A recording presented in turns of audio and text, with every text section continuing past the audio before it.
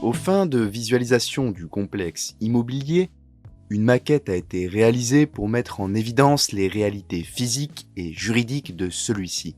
Sont donc issues de la division en volumes de 2003.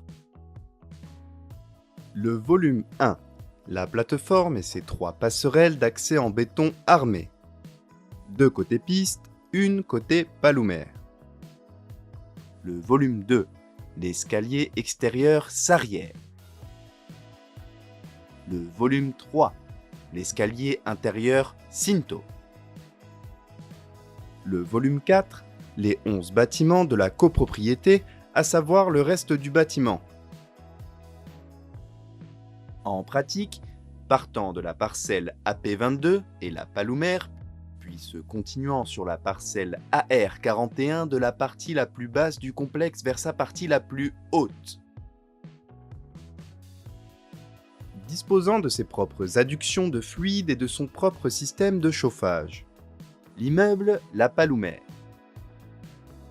Ensuite, tous les autres sur la parcelle AR41, disposant d'adductions d'électricité séparées, mais d'adduction d'eau et d'un système de chauffage commun à tous. Sur 2 niveaux, le parking public ou bâtiment B10. En incise dans le parking public, en 2 parties disjointes, l'une en rez-de-chaussée, l'autre en R+1, abritant sa partie dépassant l'aplomb du parking public un lot d'habitations sous-rampant, un bâtiment de 4 lots dit immeuble P1, à savoir le bâtiment résultant du redéploiement d'une ancienne station-service ayant existé à cet endroit de la création du complexe jusqu'en 1995. Également en incise dans le parking public, exclusivement en rez-de-chaussée, un petit bâtiment de 3 lots dit immeuble P4, à savoir actuellement des circulations aux environs immédiats de l'immeuble P1, auquel est attaché le droit de les fermer pour y conduire une activité commerciale. Sur 3 niveaux, recouvrant la totalité du parking public, le parking privé. Partageant les mêmes fondations que le parking public et le parking privé, au milieu de la plateforme, en 2 parties disjointes séparées par un passage couvert pour le public et réunies par une même toiture terrasse en raie de plateforme, un petit bâtiment de silo, dit PFC1, PFC2, aussi dit les galeries du Bézou.